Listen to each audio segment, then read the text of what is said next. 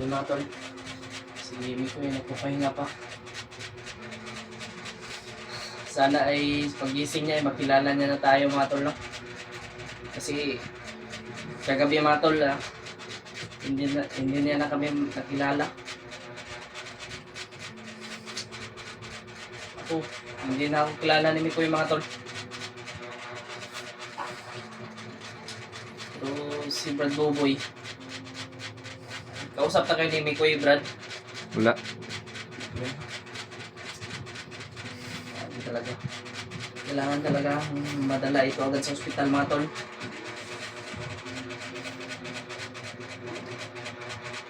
Maya dadalhin namin to si Mikoy sa ospital siguro. Nandito na kami ngayon sa bahay ng asawa ni Mikoy. Si Ashley. Ashley ay andun sa sa labas. Kilala niya yun si Yashan kasi may sakit din yung mga tol eh. Naubusan din daw ng gatas yun. Ewan ko kung nabila na ba nila ng gamot yun. Kawawa din si Mikoy. Baling lang ng bundok. Nagpapasalamat ako mga tol dahil ligtas kaming nakababa. Success kaming nadala si Mikoy dito sa baba mga tol. Brad, salamat talaga sa iyong pagtulong. Kira na, Brad. Hindi mo talaga hindi mo talaga kami iniwan ni Mikoy. Si Mikoy mga tol, oh. Pagdasal po natin yung kalagayan ni Mikoy ngayon mga tol. Ay gagaling siya agad. Mamaya dadalhin natin po si Mikoy. May tutulong ko lang talaga kay Mikoy, madala siya sa ospital. At pagdasal ko siya. Alam ko talaga yung tutulong sa kanya kasi wala din talaga ako.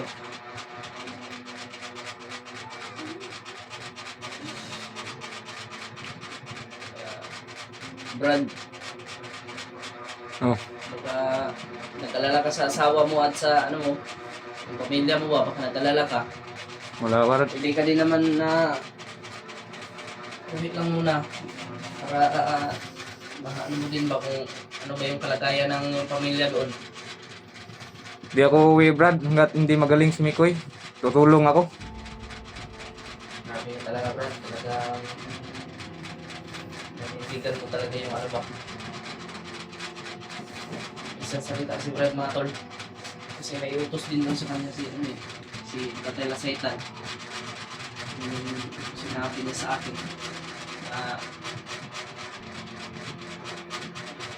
yun yung sinabi ng Tatay Lasaitan si Brad, hindi mo daw iwan si Mikoy pag hindi pagkagaling.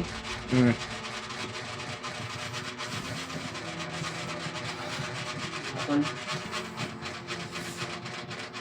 kanina ay binasmasan ko na naman niya si Mikoy. Impresyonan ko Pero napapasalamat ako dahil unti-unti siyang gumaling. Hindi tulad nung kahapon. Grabe talaga. Halos hindi hindi makapagsalita talaga. Pero yung ulo niya lang talaga, medyo malala talaga yung ano niya sa ulo, bro. Oo. Kailangan talagang madala siya sa ospital.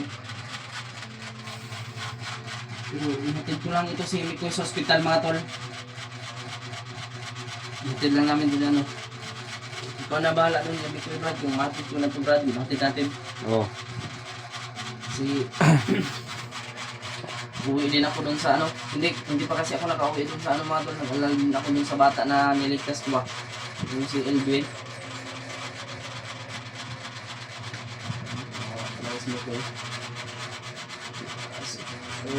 Yung asawa niya naiyak sa sobrang saya, Brad. Oo. Grabe. Ang saya niya kasi nakita niya ang kanyang Grabe asawa. yung yakap talaga ng asawa ni Mikoy mga tol. Pero hindi pa ito makabigos si Mikoy. Brad, Wala pa ni kusog ni. mga malakas. Mga tol. Dugay pa ni makarecover, Brad ba? Lugay pa yun eh. Relax sa gini siya bago siya mo balik ng explore. Lalo na ngayon, Brad. Yung mga ibang kasamahan namin ay may nabihag na naman, Brad. Kayo? Yung ibang kasamahan namin, hindi nyo pa nakita yan. Oh. Pero siguro na kuhan nyo na yan na subaybayan nyo na yung mga ano na. Siguro nakita nyo na yan sa bundok ba? Pero hindi nyo lang kilala. Hindi namin kilala. Kita ko na yan, pero hindi namin kilala yan. Ibang kasamahan namin, Brad, grabe talaga yung nangyari. Yung isang kasamahan din namin ay na-hypnotize ba? At yun yan. Hindi nakilala yung mga kasamahan din namin. Sabi talaga yung mga commander. Kailangan talaga matapos yung puno niya. Yung mga pinuno ba? Commander na yan. Kaya Koy, Panginoon na yung bahala sa'yo, Koy. Ang importante, nandito, oh. Napurok-purok ni Koy.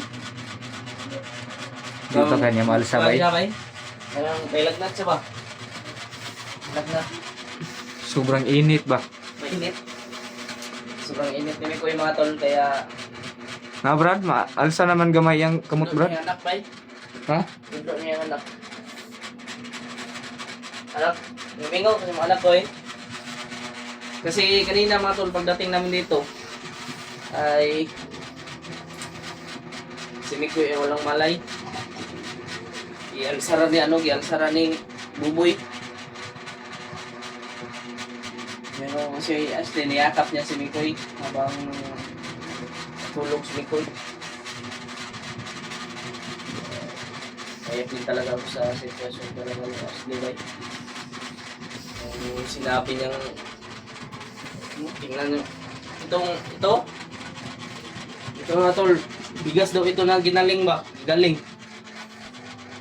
Oo, yung bata ba hindi walang gatas, ginagaling lang yung bigas para may mano.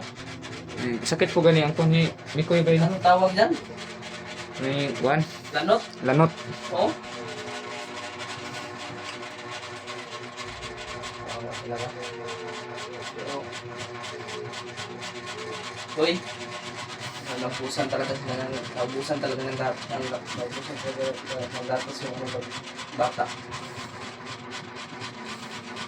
Pero maging bata natin.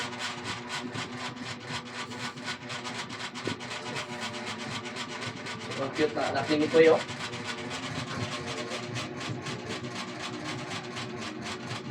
Yashan Mike Disina.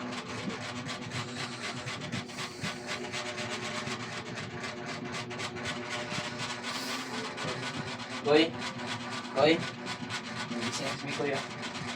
Nagising si Mikoy sa ingay ko. Koy, pasensya kuya kung maingay ako, Koy. Video kami ba para may i-update sa ano ba, sa mga supporter natin ba?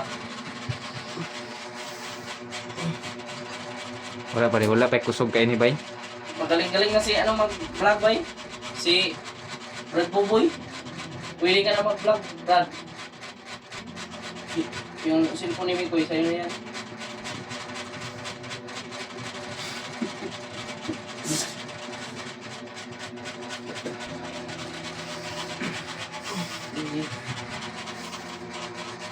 Okay ka? Nguya, dalhin ka namin sa ospital, ha? Ha? Dalhin ka namin kay yung sugat mo dito sa ulo, ha? Ay, malala yan. Nagisi. Dalon ka naman, ha? Ha? Para maayo ka. Malala ko sa'yo, ha? Kagabi, hindi mo na kami kilala kagabi.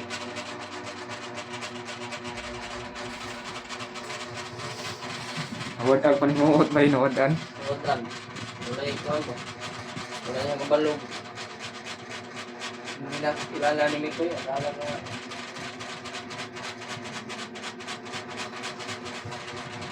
Koy?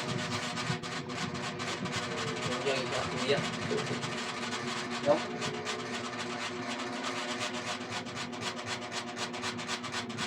Warang mata.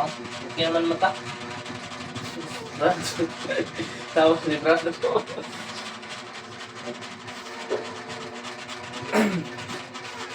Napagaling ko siguro si Hilton.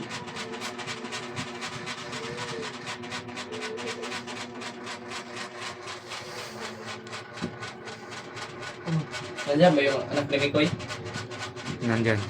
Labas. Hmm? Galit labas.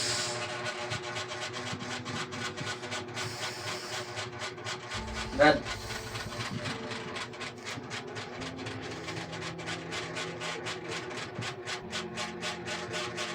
Salamat. Okay, nagpaminaw ko eh. Hindi ka nagpintando. Nagpintang, laway kayo ng pahintang. Basta po matulong ko lang talaga sa'yo ko ay nandun ka sa ospital at ipagdadasal kita. Nagaling ka agad. Kasi wala talaga ako. Si Lord lang yung mga katulong sa'yo mo. Alam ko hindi ka pabayaan ni God.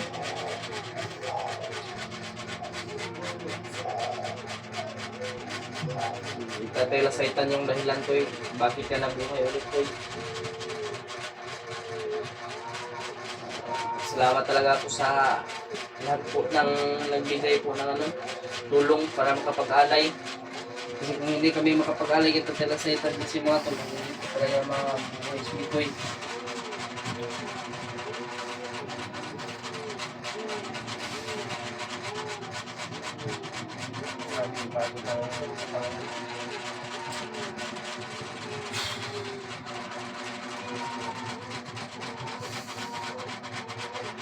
Dito ko na yung ano. Kilala ko yan ba? Si Pinuno. Sino yung isa? May frame pala dito, Koy. May frame dito, Koy. No? Pwede yung ilabot dito, Koy. Koy? Ha? Pwede na?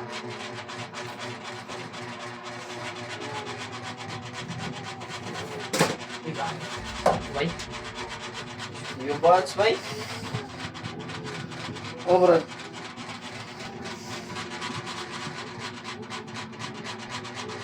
Butis mo ko, may ganito. Grabe talaga. Sulit talaga. Natin din. Brad, okay na magkakanta ni Brad. Okay ra kayo eh. Hmm? Okay ra kayo.